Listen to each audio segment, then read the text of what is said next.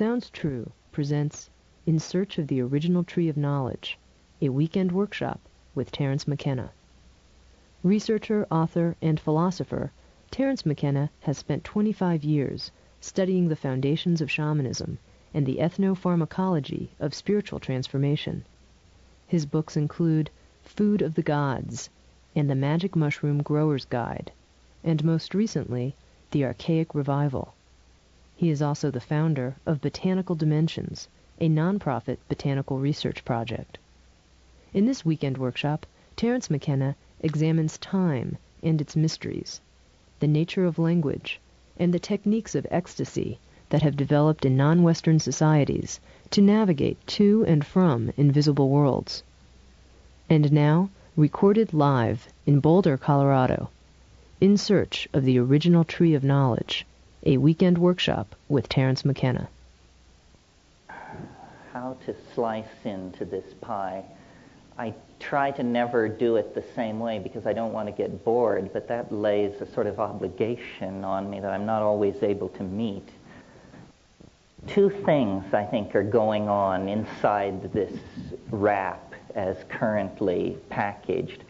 First of all, I'm very interested in talking about the impact of psilocybin on human evolution and values and institutions. And then, so that you don't think we've just fallen into fringe anthropology 101, I'm interested in taking the insights from that discussion and trying to apply it to the modern or postmodern, as the case may be, dilemma, trying to draw some implication from looking at human prehistory and the set of factors that were in place at the moment of human emergence. And since I feel pretty much among friends and fringies here, it doesn't trouble me to confess that my book, Food of the Gods, I really conceived of as a kind of intellectual Trojan horse.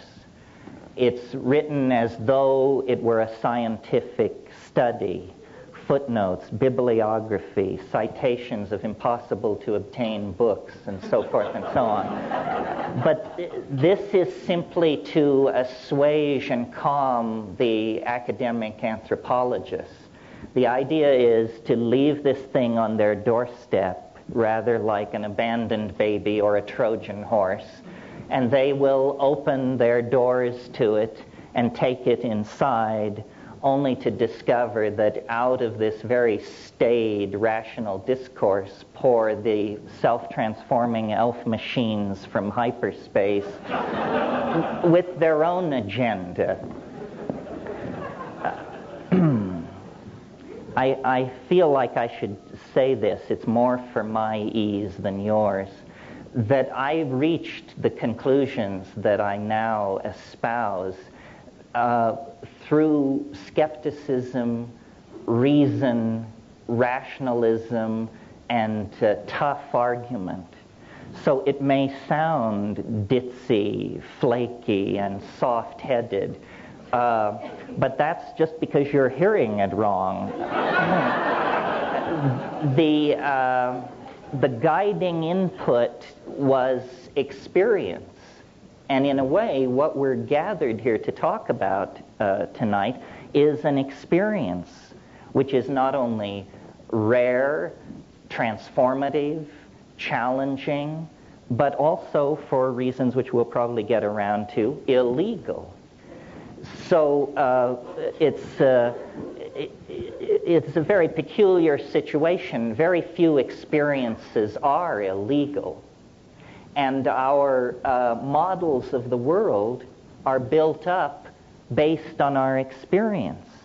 So if you make an experience illegal, you're essentially saying it is off limits for model building. You can't include that in your model because it isn't really there in some sense. And this is the situation in Western society vis-a-vis the psychedelic experience. to my mind, the psychedelic experience is as much a part of being human as sexuality, in personal independence, child rearing. These are the things which are scripted into us as opportunities for exercising our peculiar situation vis-a-vis the phenomenon of being. And a society which would deny that is a society whose secret, or maybe not so secret, agenda is the infantilization of its citizens. I mean, if we are not capable of dealing with these things, then who is? And are the people who made the rules, did they carefully, conscientiously, and at depth explore these dimensions and decide they were unfit for human consumption? Or was it done more hastily, more mindlessly, and with more fear? I would submit to you that it's the latter. Well, first of all, I want to talk about the impact of psychedelics, especially in this case psilocybin, on humanness. And then, if there's time, maybe we can talk a little bit about what is so great about it. I had a philosophy professor once, Paul Feyerabend. Some of you may know his books. And he opened his Epistemology 101 course by saying, I'm going to teach you what truth is, and then I'm going to teach you what's so great about it. Well, I won't claim to teach what the psychedelic experience is. That you will have to find out on your own. But I think it is legitimate to discuss what's so great about it.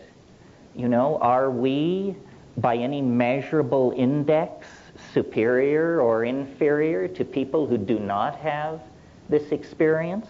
Because if not, then really the psychedelic position is no more than a kind of cult, to be lined up along with Roman Catholicism and all the other cults out there. Speaking as a former member, of course. Well, my notion of the way to legitimate the importance of psychedelics is by showing, and I think one can show in fairly short order, that these things are not alien to the human experience, or ancillary, or the province of uneducated little brown people down in the rainforest, or anything like that. I submit to you that the psychedelic experience and the impact of psychedelic plants on human beings is central to understanding who we are and how we got this way. And if we can explore this issue and convince ourselves that there's some merit in this point of view, then it will do more than rewrite the annals of a staid science like anthropology. It will actually change how we relate to each other and to the planet that we're in the process of grinding into pollution. So that's the raison d'etre for the politics behind it. Now, here's the spiel. Sometime in the last 3 million years, our remote ancestors, the proto-hominids, were disrupted in their evolutionary climax in the canopies of the great rainforests of Africa. You see, most animal species evolve into a niche, tighter and tighter and tighter. We see this with termites and cockroaches, and most life forms, this is what happens to them. Only if the niche is somehow disrupted or destroyed does the game veer away from its tendency toward closure. And this is what happened to us. Our remote ancestors would have lived happily in the climaxed rainforests of Africa, in the same way that primates to this day live happily in the climaxed rainforests of Indonesia and South America. But for the fact that the dynamics of the planet, and this ultimately is, if we're looking for a cause, or some people would say a villain, then it's the climatological dynamics of the planet which began to limit these rainforest habitats. And a new kind of habitat began to form in Africa, which was grassland. It's very recent. And under nutritional pressure, and under a pressure that was the result of this retreating environment, our remote ancestors descended from the trees and began to adapt themselves to the new world of the grassland. And they did this over a period of probably a couple of million years. Now, I maintain, and if any of you are evolutionary biologists or anthropologists, this is the nub of my position. Here's what's new scientifically. What they teach you about evolution is that it's caused by mutation, which is a random process, which then meets another random process, which is natural selection. And out of these two random processes, lo and behold, you get sea urchins, birds of paradise, gray whales, and human beings. Now, when you inquire as to what is the source of this mutation, you will be told it's cosmic rays, incident incoming hard radiation which can disrupt chromosomes, and then most of these mutations are lethal, some huge percentage of them, but a vanishingly small number of them actually confer adaptive advantage, and they are then preserved in the genome and passed on. Now, what I want to suggest, and I've never seen it thoroughly treated by evolutionary thinkers, is that food is the unexamined source of evolutionary pressure. It can be.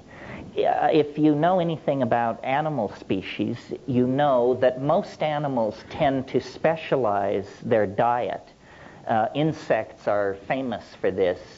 If you find a caterpillar and you want to raise it in a jar, you must give it the food plant you found it on, because they don't just eat leaves. It doesn't work like that. They have species-specific adaptations. Now, why is this?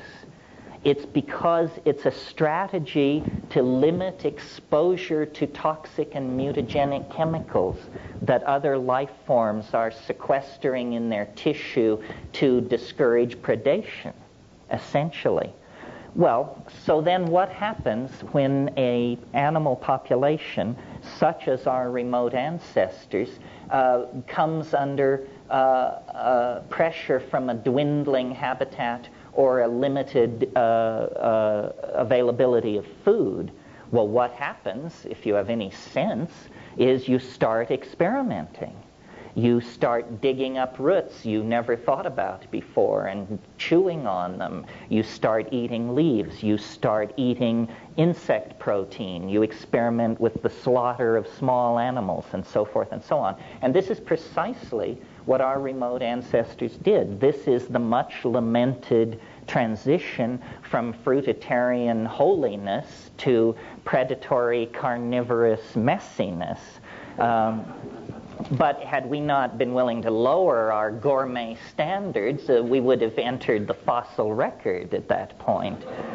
So here we have these proto-hominids foraging into this new grassland environment, beginning to beat on prairie dogs and stuff like that, and simultaneously, as we all know, evolving in this African veldt environment were great herds of ungulate animals, proto-cattle, bison, wildebeest, antelopes, many, many different kinds of animals.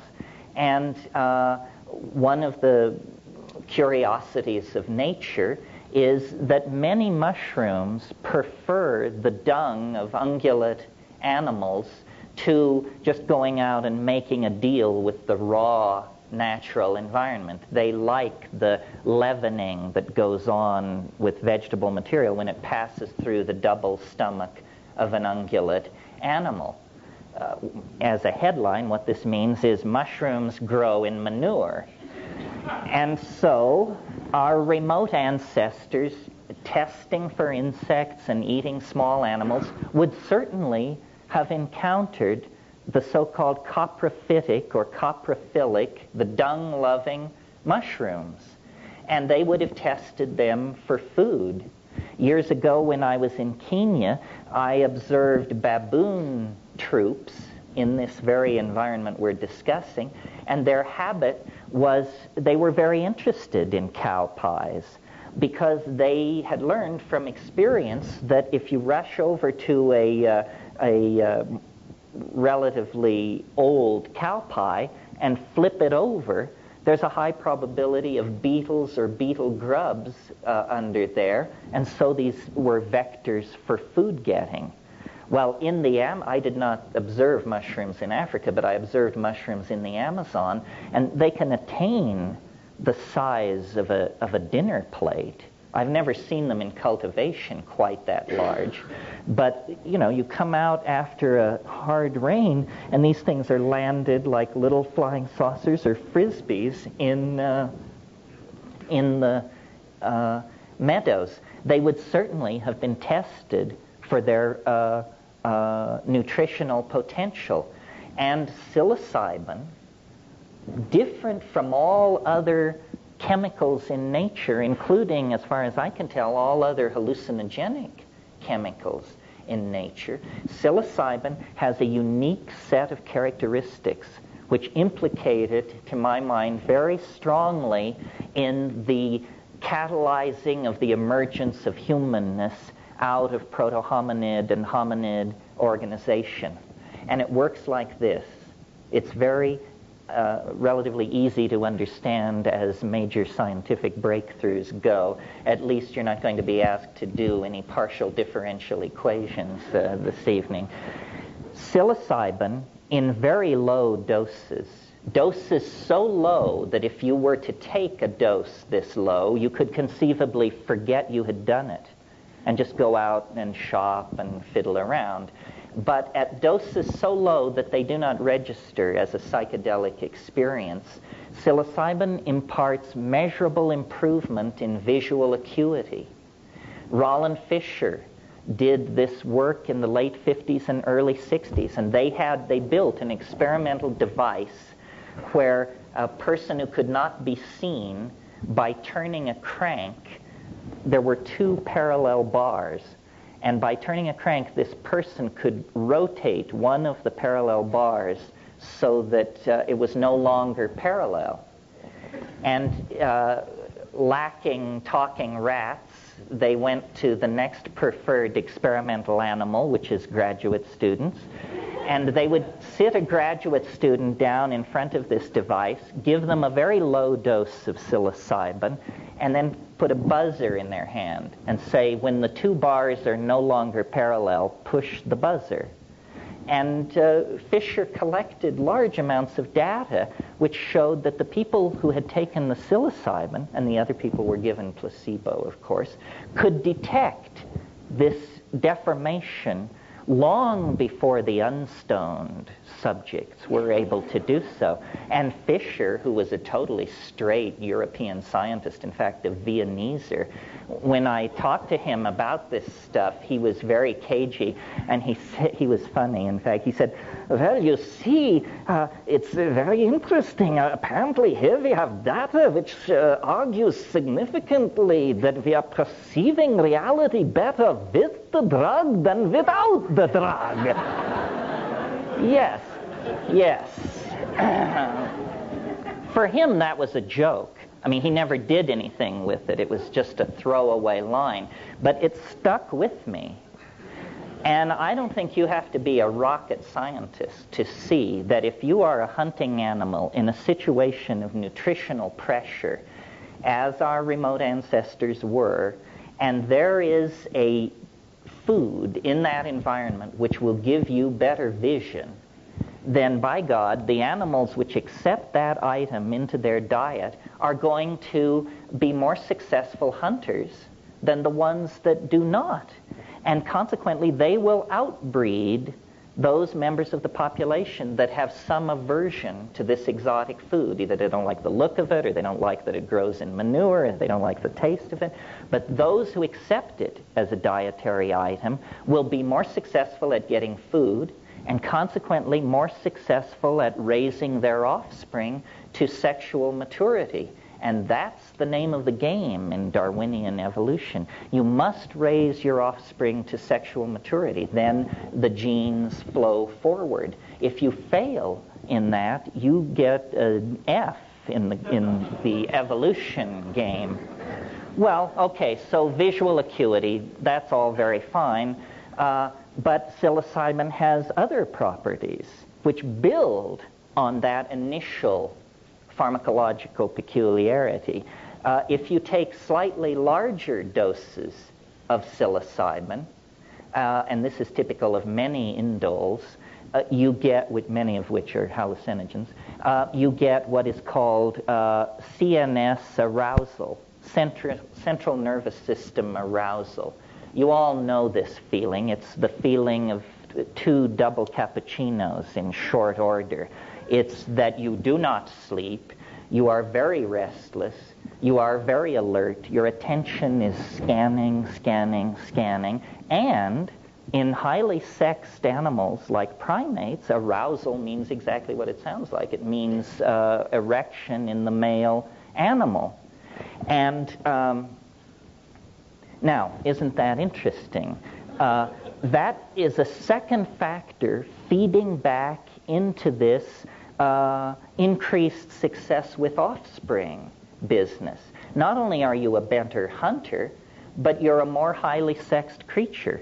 And you're having more of what straight anthropologists refer to as successful copulations. An amazing phrase, actually. Meaning, of course, that impregnation is a consequence of this sexual activity. Now, the other thing that psilocybin does, at or slightly above this arousal level, and this is very important for the argument, is it causes what I call boundary dissolution, and boundary dissolution in human beings, like you and me, means ego loss. And I believe that this would have promoted a social and sexual style based not on monogamous pairing, but on orgy. The scenario is fairly easy to imagine.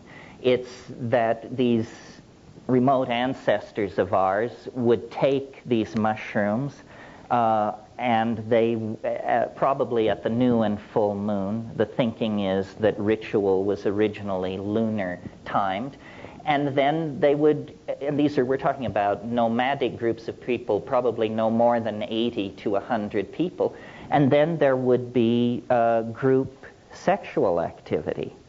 Now, an interesting social consequence of orgiastic social styles, besides a whole lot of fun, of course, is it's impossible to trace lines of male paternity in that kind of a situation. You see, women know whose children are whose because they see the child come out of their body and they nurse the child. But men do not, in that situation, have their children, my children. What they have are our children, the tribal group. And this boundary dissolving thing, let's dwell on this for a moment, because this is central to my argument, and it has political consequences for our own lives. All primates, clear back down into squirrel monkeys and lemurs, all primates have what are called male dominance hierarchies. And what this means is that the most the males with the longest claws, the hardest muscles, and the meanest dispositions take control of everybody else. Women, children, weaker males, everybody comes under the thumb of the alpha males of the pack. This is true, as I said, of squirrel monkeys, howler monkeys, so forth and so on. It is also true of us, sitting here in this room. This is a male-dominant society. I mean, there's a lot of complaining and hair-pulling about it, and there's a political alternative in the form of the women's movement and feminist sensitivities. But for most people, male dominance is the rule. Well, I would like to suggest that our peculiarly discomforted relationship to reality is a consequence of the fact that for a long period of time, perhaps as short as 20,000 years, perhaps as long as 1,000,000 years, as a species, and not consciously, we accepted into our diet a drug that had the consequences of suppressing male dominance.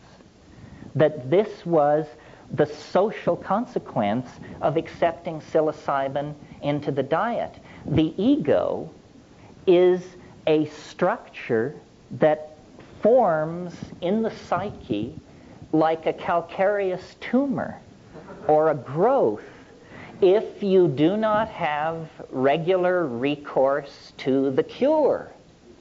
And the cure is psilocybin and the boundary-dissolving sexual and social style which it carried in its wake. So the reason that we, as a people, are haunted by the idea of a lost paradise, a perfect world sometime in the misty past, is not, Mircea Eliade called it the nostalgia for paradise, and thought it was a kind of a longing that had no basis. But I think that it's entirely a memory of a period when male dominance was chemically suppressed, ego was chemically suppressed, and by male dominance and ego, I don't mean to lay this entirely on men. I mean, I would wager probably everyone in this room has more ego than they need, certainly starting with me. I mean, that's part of the paradox that you're supposed to enjoy in this, is, the ambiguity of me preaching the loss of ego. So essentially, what happened was a chemically driven leap in evolution as a consequence of the suppression of these behaviors that favored male dominance. As a species, we would have continued with male dominance forever had it not been for psilocybin in the diet. And it established a situation in which, in less than 2 million years, the human brain size doubled. This is, without contest, the greatest mystery in the whole of evolutionary theory. Lumsden, who is a brilliant evolutionary biologist, called the doubling of the human brain size in 2 million years the most spectacular transformation of a major organ of a higher animal in the entire fossil record. Well, now, it would be spectacular enough if it were the liver of an otter or the pancreas of an elephant. But notice that it is the organ which created the theory of evolution itself and all other theories. So that we're getting a little tautological here, folks. There's something fishy going on. What was it that caused this explosive doubling in human brain size? Well, I maintain that it was the new behaviors that emerged with the suppression of ego and their reinforcement in this situation of nomadic pastoralism. And that there was a period let's call it from the melting of the last glaciers in Çatalhöyük, 6,500 BC, there was a period when men and women were in balance with each other, children and adults were at peace with each other, and human beings and the planet were at peace with each other. And then it was lost, and we fell into history. You know, the long slog toward Armageddon is what was initiated in its place. Well, now, if it was so wonderful, why would anybody ever let go of it? Why was it lost? Well, we have to go back to the very forces which created this situation. Remember, I said it was the climatological dynamics of the planet created the grasslands in place of the rainforests. Continuation of those processes turned those grasslands into desert. And where there once were water holes, running rivers, grasslands, and vast herds of animals and their human symbiotes, suddenly there was encroaching desert, fewer water holes. The mushrooms began to be seasonal, began to be located only in the rain shadows of mountains. The great mushroom festivals, which had been at the new and full moon, became solstitial, and then equinoctial, and then, biennial or something. Anyway, you get the picture. It was fading. And I don't think people took this lying down. No pun intended. I think that there was great anxiety about the fading of the mushroom and the loss of the sacrament. And so these people searched for a strategy for preservation. Well, in a world without refrigeration, there is only there are two strategies for preservation of a delicate food like that. One is air drying, which is not terribly satisfying because as soon as a rain cloud comes along, your dry stuff absorbs moisture out of the air and turns yuck. And so the only real option is preservation in honey. And this was done, I'm sure. It's still done in Mexico to this day in remote mushroom-using villages. People preserve it in honey. Now, the problem here, and this is a lot, my book goes into this kind of thing a lot, because Food of the Gods. Because what Food of the Gods is really about are the hidden factors that drugs lay upon us that we are not even aware of. And if you are attempting to preserve a hallucinogenic mushroom in honey, what you have to be aware of is that honey itself is potentially a psychoactive drug. Honey will turn into mead. It will ferment into a crude kind of honeyed alcohol. Well, if the mushroom brings suppression of ego, group sexual activity, and the formation of group values, what does alcohol bring? Alcohol has two effects primarily. It lowers sensitivity to social cueing at the same time that it confers an exaggerated sense of verbal facility. In other words, people turn into jerks behind this. I mean, you only have to go to a busy singles bar somewhere here in Boulder and you will see the alcohol ambiance being acted out right in front of you. So, and it's perhaps not so true of our generation, but I think probably for 1,000 years nobody got laid in Western civilization unless they were juiced, because Christianity was laying such a heavy trip on everybody, and people barely took their clothes off. In other words, you had to become blindly intoxicated to do what comes naturally. And I think up until very recently, how many women have their first sexual imprinting in an atmosphere of alcohol abuse? I mean, some huge percentage, I imagine. So that is the story, basically, of the fall into history. The loss of this mushroom cult happened right at the time that we were inventing agriculture. And agriculture and the suppression of orgy have something in relationship to each other on two unrelated levels. First of all, you suppress orgy because once you have agriculture, it's no more about psyching yourself up for the great hunt. It's all about getting up before dawn and going out and hoeing the weeds out of the crops. So it doesn't promote a party mentality. The other thing is that as human mental capacity was evolving, remember that exploding brain size, as human mental capacity was evolving, women in these nomadic groups began to notice a curious fact, which was every year they would return roughly to the same places they had been the year before, and in the discards from last year's camp, in the midden, they would discover food plants growing. And some brilliant woman or group of women put it together and said, aha, we buried food here last year, and now there is food here.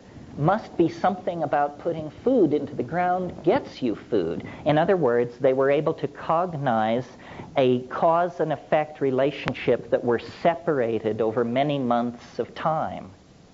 At the same time that women were putting this together, men were noticing that the act of sex had certain consequences 9 months later. The same perception had different impacts on both sexes, but it was an ability to coordinate a temporally separated cause and effect. Well, once men got onto the notion of male paternity, they realized that these aren't our children. Some are mine. Some are somebody else's. And from that notion, you go to my child, to my woman, to my hunting area, to my weapons, to my SIB group. You get it all, you see. The ego is born, and it is born in an atmosphere of complete paranoia. The first consequence of agriculture, well, it has a number of consequences, but one consequence is it's a tremendously efficient way of producing food. That's obviously why people got into it. What does efficiency mean? Surplus. What does surplus mean? Haves and have-nots. The most spectacular architectural edifice of 10,000 BC on this planet was the grain tower at Jericho. It had thick walls to hold the grain, and it had high walls so you could climb up on top of it and drop rocks on the people who were trying to get into it. Surplus makes nomadism impossible because you can't drag this huge amount of grain with you. So you get sedentary populations. And then, since the people who want the grain are killing your people in fury when they can't get the grain, you decide to put a wall around the whole encampment. Now you have a small town. Now you have urbanism. Now you have the division between nature and secular society. You have classes. You've got it all. And I maintain that this is the long march into hell.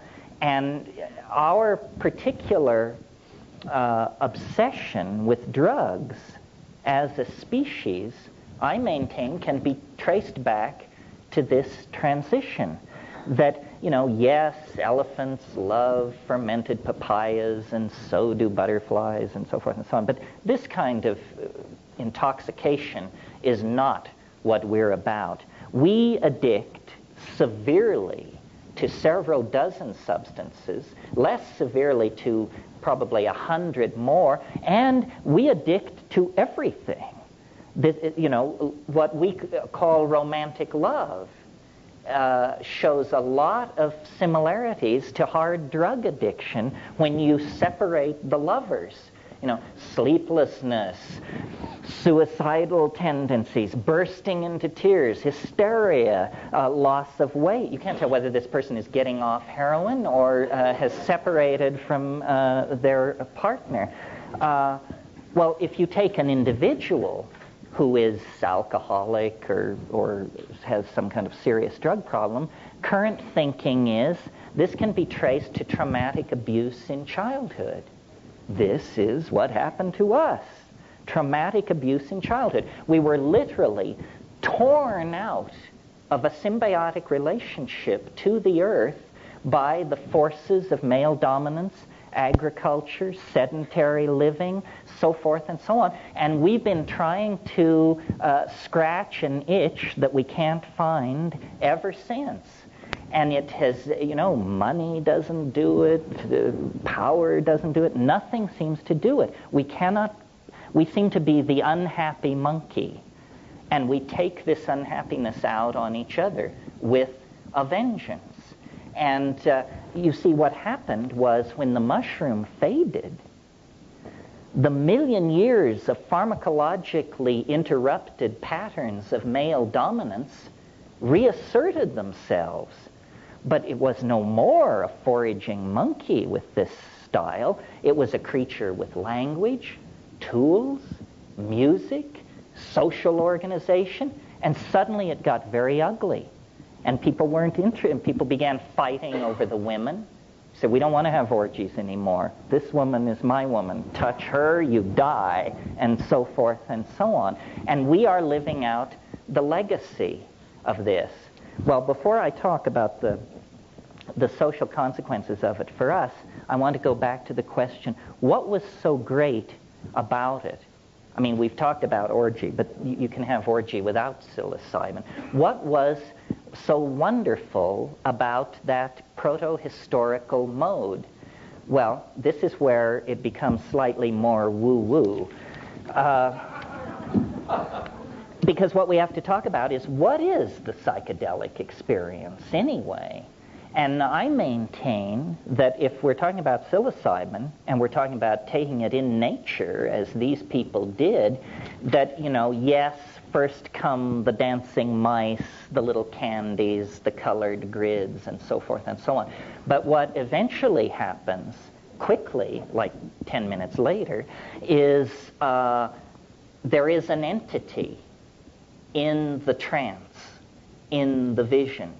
There is a mind there waiting that speaks good English and invites you up into its room. And once there, you realize that this is what all the hoopla about the Gaian mind and the rebirth of the goddess and all that is about. It's not a metaphor, folks. It's a headline in biology. We are not the only intelligent-minded species occupying this planet.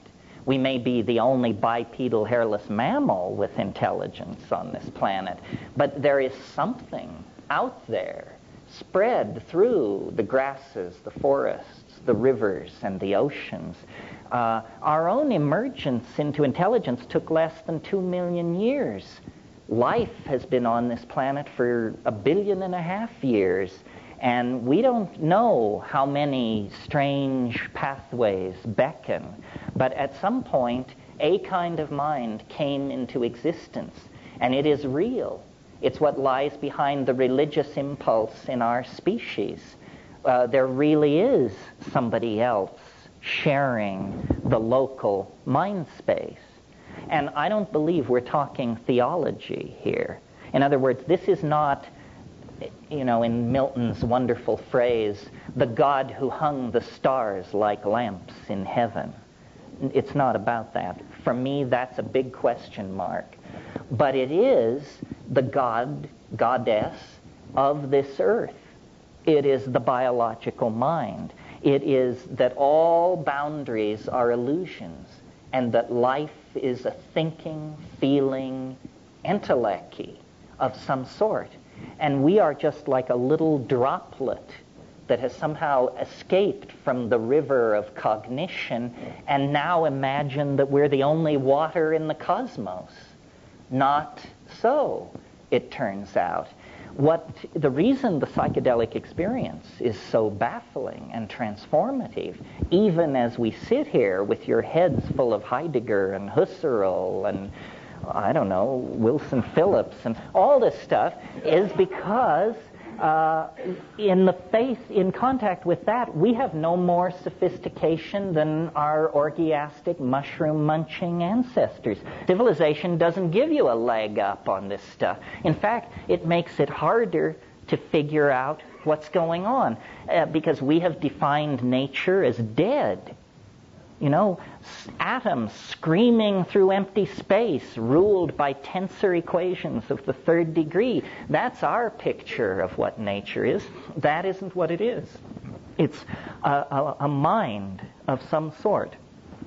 Okay, what is the implication of all this? Is this just some kind of fringo anthropological revisionism? No, it isn't, because the fall into history and its consequences is, at this point, a loaded gun held to the head of the entire planet. We are about to pull over the soup cauldron. And if we do this, then 2.5 billion years of evolutionary advance will be shot. Nobody else ever dropped the ball. So, you know, we appear to be vying for this peculiar honor. If we do not awaken to the consequences of ego, then we are going to run this system right over the edge. The whole thing which characterizes our dilemma as a global society is our inability to feel the consequences of what we are doing. You know, we've got the data. The ozone hole is disappearing. The planktonic life in the sea will die if it does. That will disrupt the food chain. The world food supply will drop by 60%. Everybody who isn't white as a sheet will have to starve in that case, and so forth and so on. I mean, we actually toy not only with our own extinction, but with the extinction of all life on the planet and with the extinction of the idea of dignity and decency itself. Well, I'm not in this psychedelic game because I think it's easy or because I think it's going to be a cinch. I'm in it because I think it's the only game in town. You know, if hortatory preaching could have done the trick, then the Sermon on the Mount would have turned the corner. If cautionary data flowing back to ruling institutions could do the trick, then sometime after Thomas Malthus, people would have begun to hit the brakes. Nothing seems to work. We're sick. We need pharmacological intervention. The ego is permitting us to slowly, not so slowly, commit suicide. And, you know, the fact that we cannot act collectively, that we are suspicious of all forms of collectivism, that we really are all for one and one for all is not our style. Instead, what we have going is a catfight. And, you know, no less a straight person than Arthur Koestler, in a book called The Ghost in the Machine, said humans are so wired for beating the brains out of woolly mastodons.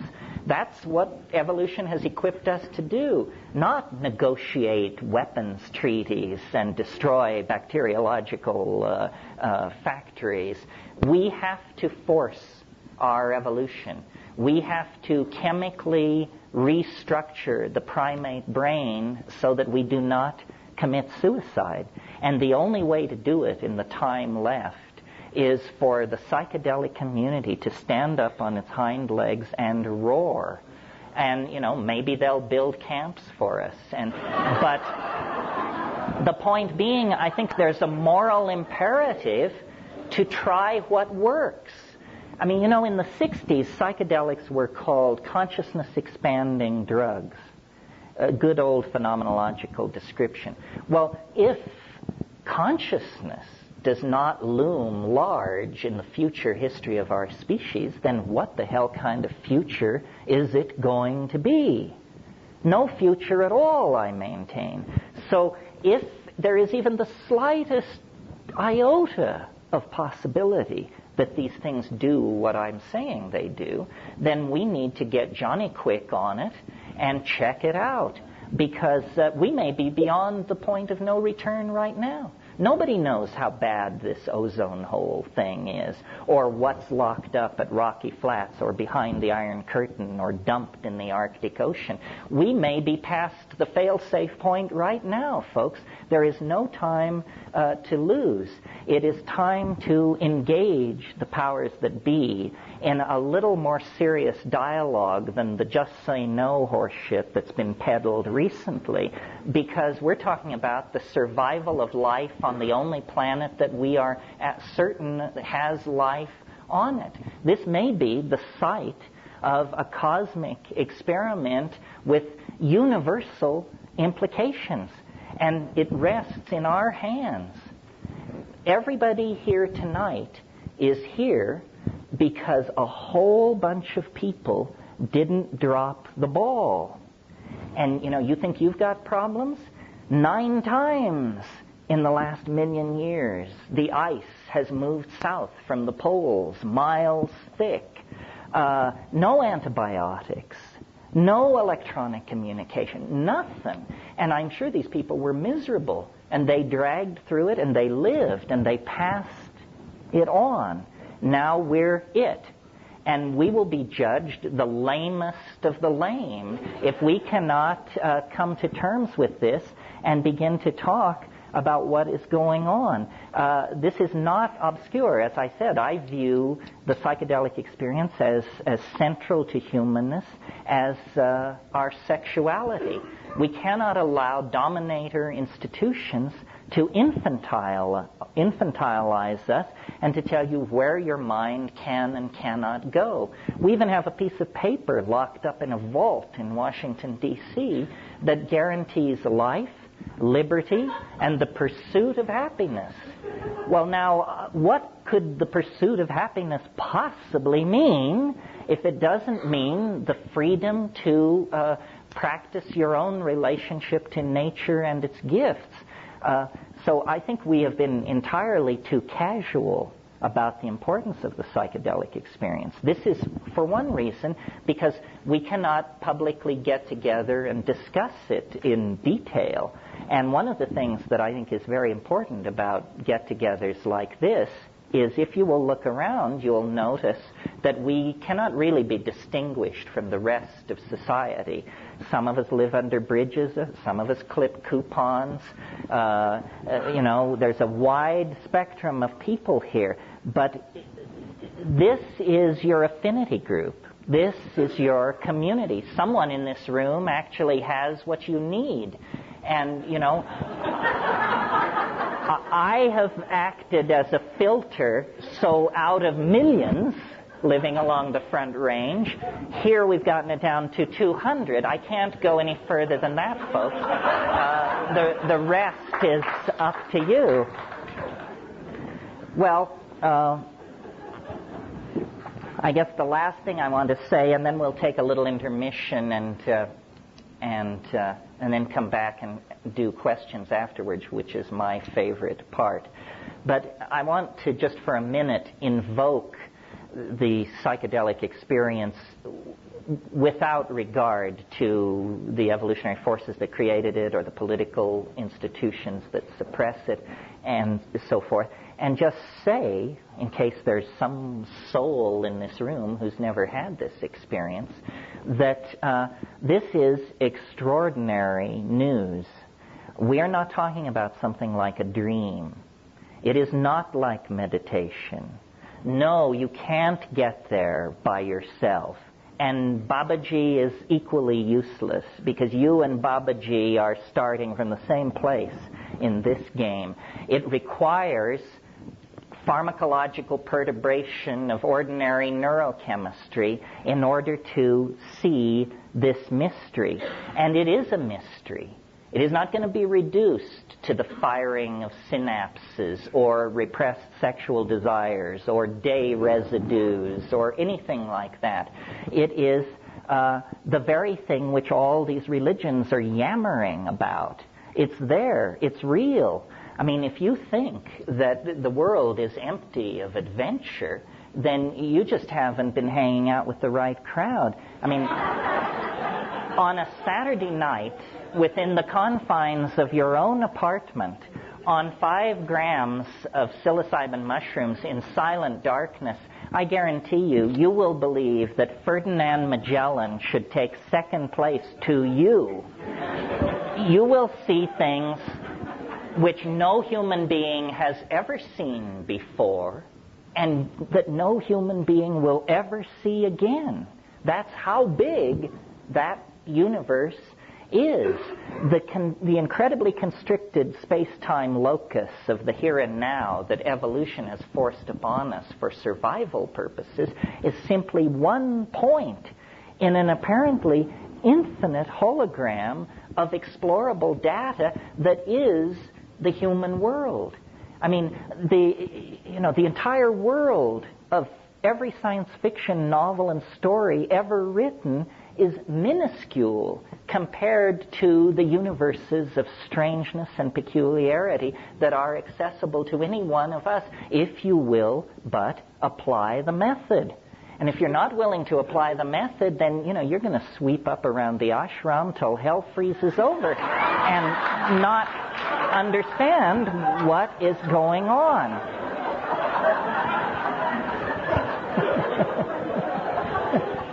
I mean, I think, I'm sorry to be so hard on religion. I think it has its place.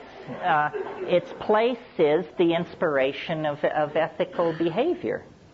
Religion should teach ethical behavior. But it has very, very little to say about the mystery of being other than that it's there. And that's not practicing religion. Practicing religion is dancing with the mystery, losing and finding yourself in the mystery. And people often say to me, well, how does this relate to other forms of spiritual work? Well, the answer is maybe not at all. I mean, I've certainly taken a lot of psychedelics, and I think I see no sign of spiritual attainment or ethical perfection or anything so la-di-da as that. I don't know what this is all about, but I do know it's ours. It belongs to us. We are the creatures of mind. And 95% of what mind is lies on the other side of the psychedelic boundary. Ordinary consciousness is just like keeping the accounts of life, but there's more to life than the account books. I mean, everything else is out there. The color, the affection, the humor, the terror, the mystery, the incredible strangeness of it all. This is the domain that we want to claim and explore. And if we can find the collective institutional courage to do it, I think this current planetary crisis will be seen for what it really is. And what it is it's not a dying. These are not the last rites for intelligence. This is a birth process. I mean, if you were to come around, if you'd never seen somebody give birth and you came around the corner and it was in progress, you would be thoroughly, profoundly alarmed. I mean, it looks like an enormous tumor is making its way out of somebody, and they are being split in two, and blood is being shed, and there's pleading and screaming and thrashing. It would be a real leap of understanding for you to say, oh, how wonderful, new life is emerging. This is the way we do it. Well, this is the way we do it. I mean, we are in the birth canal right now of a planetary civilization. Literally, the amniotic oceans of 500 years ago, that's all gone. There is no frontier. There is no going back. The peace of the fetal environment is gone. And now, in transition, literally, the walls are closing in. You can't breathe, you can't eat, you can't find your way. It appears to be the end. But there's light at the end of the tunnel. The problem is that tunnel is in the back of your mind. And if you don't go to the back side of your mind, you will never see the light at the end of the tunnel. And once you see it, then the task becomes to empower it in yourself and other people. Spread it as a reality. God did not retire to the seventh heaven. God is some kind of lost continent in the human mind. And if we will but explore the human mind, we can reclaim these relationships with our own authenticity and shed the childishness of historical existence and gender politics and all the rest of it, and move on to the real business of establishing a real civilization. Thank you very much.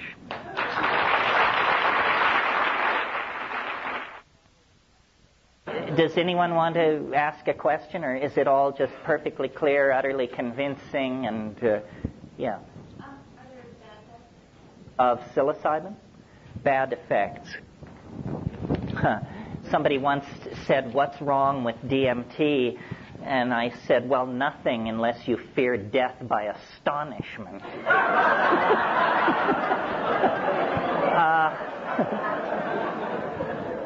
But your question is a good one.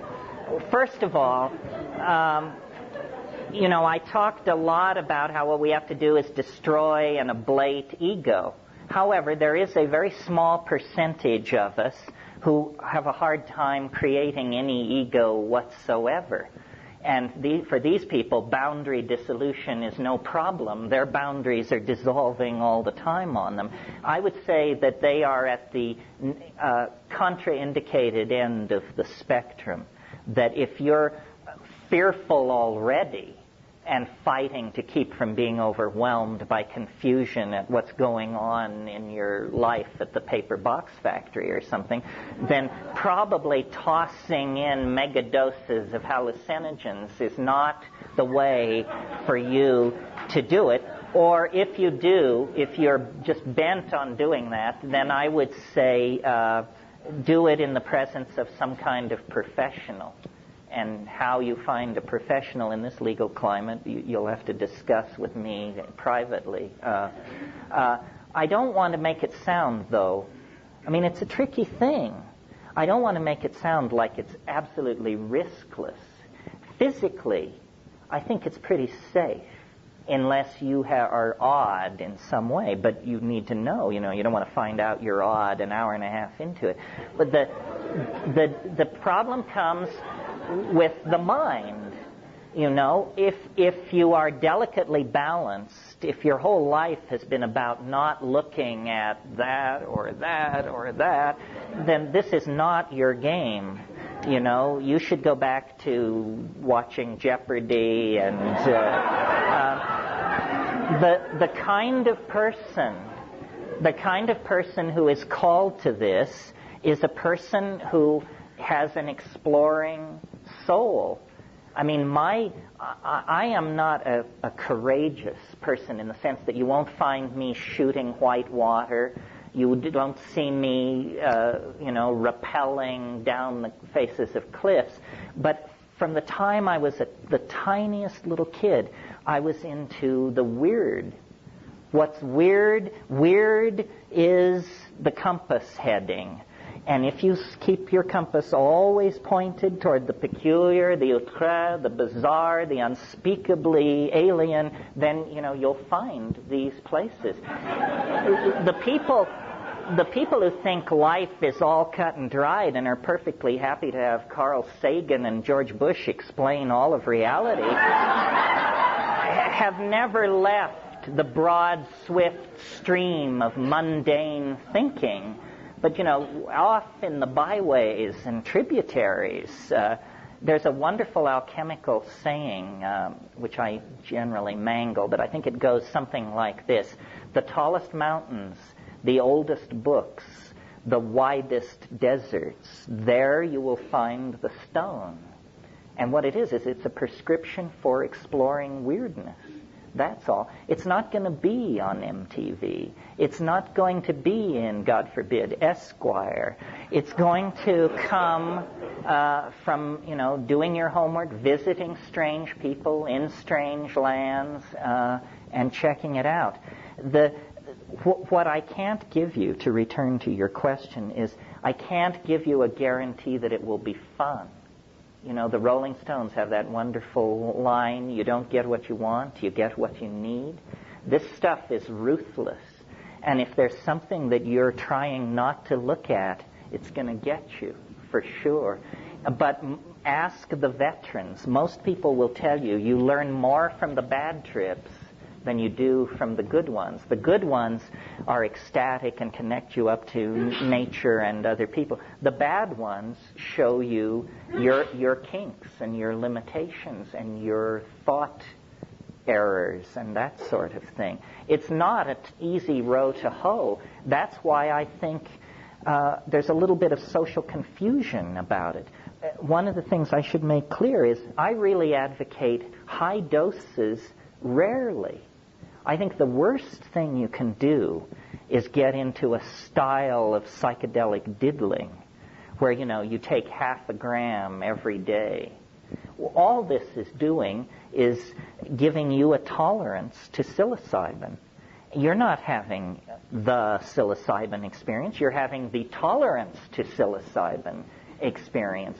The way to do these things is to do them rarely, so that your whole system can reassert itself and come to equilibrium, and then just slam it.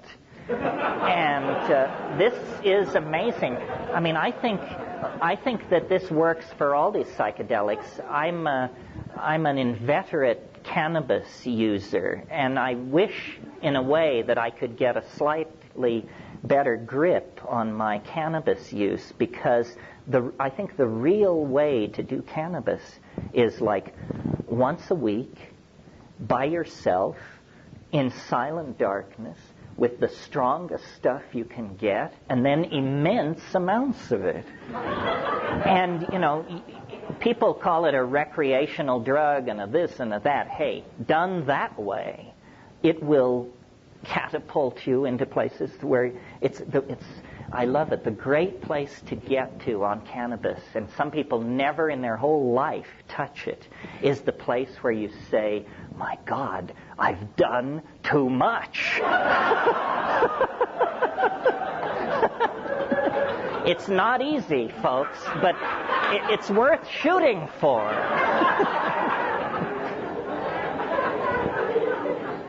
Basically, what you should do is do some homework, read some books, talk to your friends, and then hang on, Hannah. It's like, it's very much like riding an enormous roller coaster. Once that baby rolls out of the station, do not stand up. Do not try to climb out of your car. Shut up and hang on with the faith that most people have lived through this. Somebody else. Yeah. The purple. Yeah, I have three real quick literary questions about your writing, and then one important question. Well, having just heard that I'm a pothead, please ask them one at a time.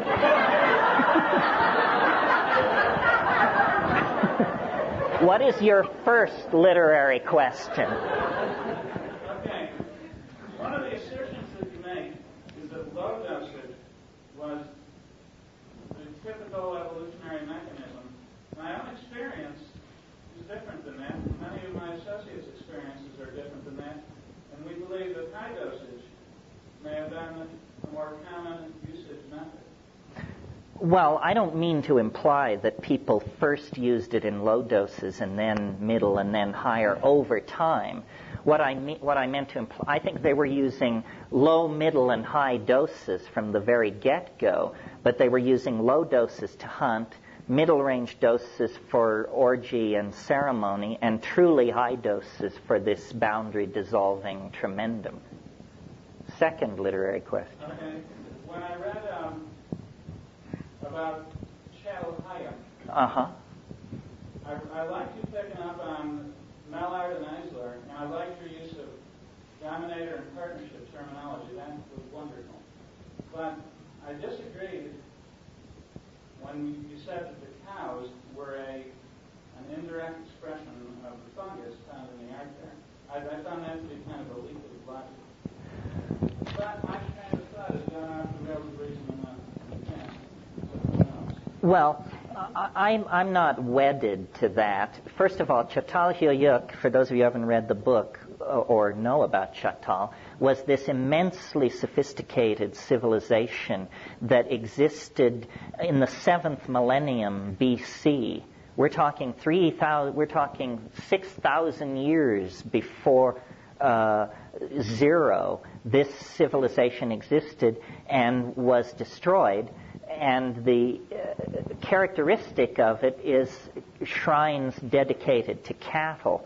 And in my book, I argue that this was probably the last outpost of this partnership society. But it was still, I think the real golden age of mushroom use was probably from about 30,000 years ago to about 15,000 years ago. And by the time Çatalhöyük comes along, it's a fading or yearly or seasonal thing. And now the last question, the important one. One of the assertions that you made earlier was that these indole-based plant hallucinogens actually change people that use them. And the unfortunate thing that I observed is I can't agree with that assertion. It seems that as many people, it seems like only a really few people are changed by it. Only those who are predisposed to change. And I'd like, one of the questions you asked, does it make us better? Does it make us different? And I'm just not convinced at all. When I see people taking mushrooms and going around doing shingus-mingus things and just being as jerky as they ever were, I mean, and going and judging weapons plants, and, I don't see it happening. I'm sorry. Well, It's sad because it seems like my argument would be that people don't take it enough and they don't take it frequently enough. That there are a lot of people who really would rather not get loaded, but who feel they must take some psychedelic drug in order to keep membership in their peer group. So what they do, you can always spot these people because their first question at the get-go is, will I be able to drive? I love this question because, it indicates you've got a real tough nut on your hand. In every sense of the word, no, you will not be able to drive. One of the things that inspires me to do this is I want to get to the people who've taken 3 grams of mushrooms and the people who've taken 150 mics of LSD. And I want to convince those people that they never got close to what I'm talking about, even though they had a life-transforming experience and saw things totally differently. They never got close to what I'm talking about. And so what you have to do is convince people to take high doses, and then that's to break them through, and then frequently enough that they don't forget what the deal is. So I think if you take a psychedelic population and divide it into those who have done 5 grams and above, then you will see an exceptional slice, but not the dabblers. The dabblers don't count. And we all can be, or at times, guilty of this, I think. And then, is that your last question? Does that do it for you? Or do you want to be thought psychotic? You choose. I will not occupy your position in this room. Well, I'd love competition. I mean, the competition is terrible. That's the entire basis of my success. Yeah. You, because you were before, if you still wish. Here's what you like to think. You like to understand in a darkened room, quiet, can't open your eyes. Now, that's exactly what Leary and Milberg can't do.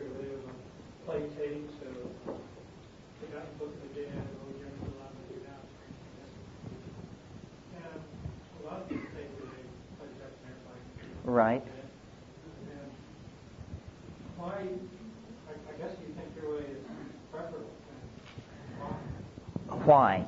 Because, I don't know if it's preferable, but here's the thing. People are going to think you're a nut if you come down and say that Johann Sebastian Bach or Jerry Garcia is God. And this is what you will have to say if you listen to the Dead or the B minor Mass. So what I'm interested in is I want to know the thing in itself, not what it does to Bach, not what it does to a river flowing through a forested valley. I want to see what it can do with darkness and silence. And I think most people think it'll be boring, probably because they've been hanging out with these beady-eyed gurus meditating, and God knows there's nothing more boring on earth than most meditations. However, psychedelic, sitting in a darkened room on 5 dried grams of psilocybin mushrooms is nothing like meditating. And that's where it can get at you. My relationship to it is always one of, I want to know what it is. And so I think this sensory deprivation method is the only way to get at that. Other people might not like that. People say, well, you mean you put down the whole thing of going into nature? Isn't nature the great affirmation in all this? And the answer is, yeah, but it works for me sort of without the drugs. Plus, and this is just maybe my own weirdness, but I'll share it with you, I have noticed that these things are incredibly disruptive of the ordinary flow of casuistry. Do you all know the concept synchronicity? Well, if you don't stay in your room with the lights out and the phone unplugged, and the damnedest things will happen to you. You couldn't pay me to go into an American city, even mildly loaded, because adventures beckon. Now, some people like that. Some people say, let's take 500 mics and go meet weird people. Not this cookie. Yeah.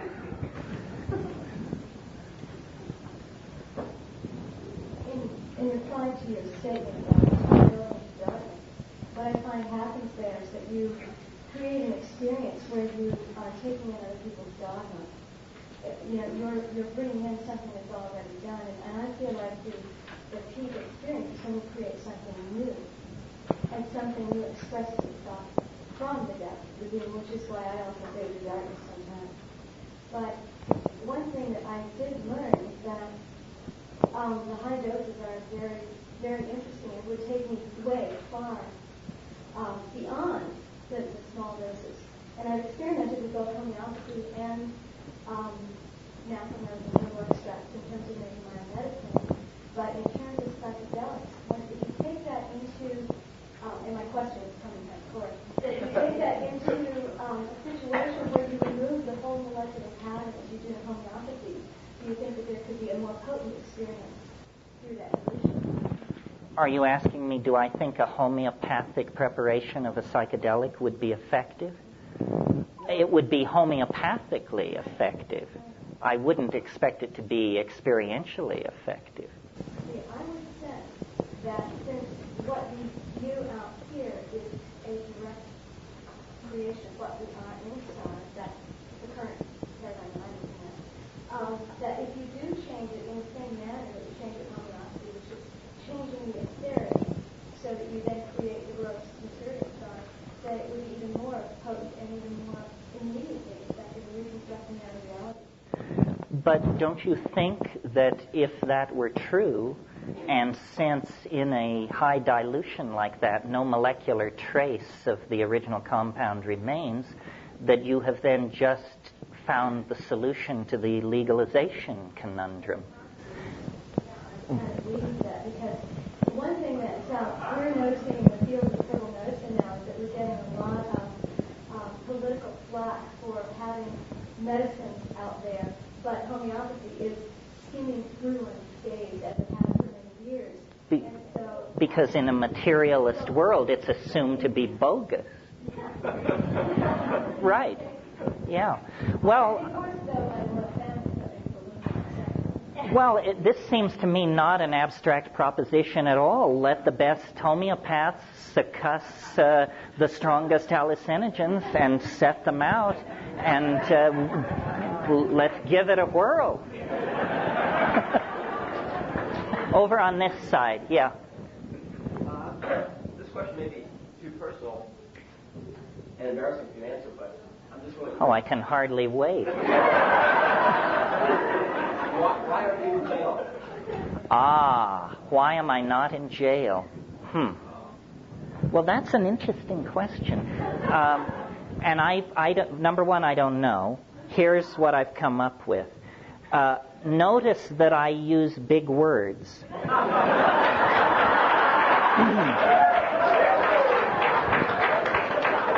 I don't try to boil it down to a shoutable slogan like turn on, tune in, drop out. Then they come. So that's one possibility, that simply if you are defined in their eyes as an intellectual, then they automatically put you in the harmless category and send resources elsewhere. That's one possibility. Now, the other possibility is slightly more disturbing, but in the interest of thoroughness, let me raise it. Perhaps I'm sanctioned. Perhaps they decided, we don't really understand what this stuff is, and we can't have a mass movement. But let one guy just kind of keep the pilot light on in case we ever change our minds about this. He will have kept the pilot light on. And the other possibility, which is probably too naive, but in the interest, again, of exhaustive thoroughness, maybe they just haven't noticed yet. You know, Tim Leary, who's a friend of mine, would address 25,000 people at a throw. My crowds are, a couple of times a year, they creep over 1,000. And I think the key is to keep it low key. And we don't want to, Dodger Stadium filled or anything like that. It's very good to atomize it and spread it through. Now, the other thing is, I advocate plant hallucinogens. And people always say, well, what about LSD? I mean, didn't LSD change your life? Didn't it change all our lives? Why aren't you into LSD? And the answer is certainly yes and yes. The reason I'm not into LSD is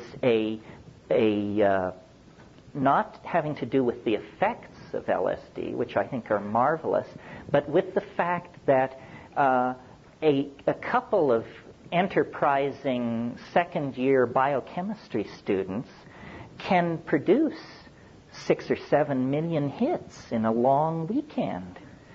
6 or 7 million hits of an illegal drug. Suddenly, this is the realm of governments and criminal syndicates and revolutionary disruption of populations. My brother and I wrote Psilocybin, the Magic Mushroom Grower's Guide. If you work like a dog for 6 months, maybe you can produce 2,000 or 3,000 hits. So that's the thing. LSD had chemical qualities that made it terrifying to the government.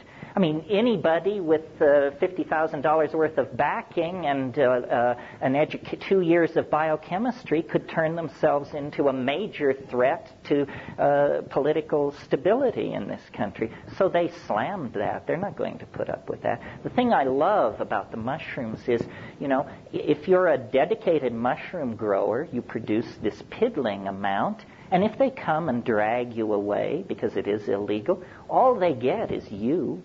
No syndicate collapses, no pyramid disappears. So it's invasive and low-key and slowly spreading. The other thing is mushrooms are, and this is a cultural thing, mushrooms are inherently non-threatening. They're absurd.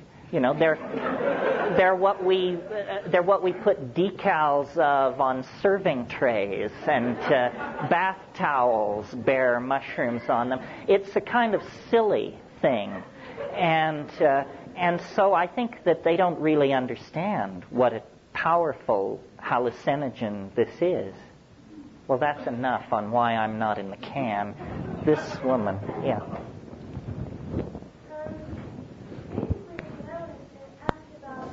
You spoke about the evolutionary process and how it was disturbed by the absence of the mushrooms.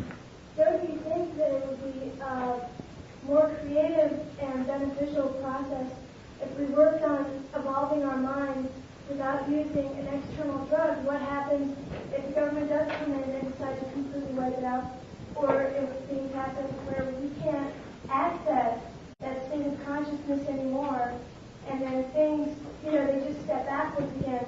Wouldn't it be so much more productive to teach people how to get there without the drug? Absolutely, if we could do it. I mean, I'm not yet convinced, see? I mean, you've got your gurus, but if you ever get close to any of these people in these guru scenes, close enough where you can just say to them, look, level with me. Is this stuff as good as 5 grams in silent darkness? And they say, are you serious? The other possibility is technology on 2 fronts, mind machines. The problem with mind machines is, you have to smoke a bomber to put up with it more than 10 minutes. I mean, you quickly satisfy yourself that this can't possibly be it, because it is lights, but it is contentless, while the psychedelic experience is all content. The other possibility, and I've put in some time in this beat, is virtual reality. And I have more hope for virtual reality, because virtual reality is a technology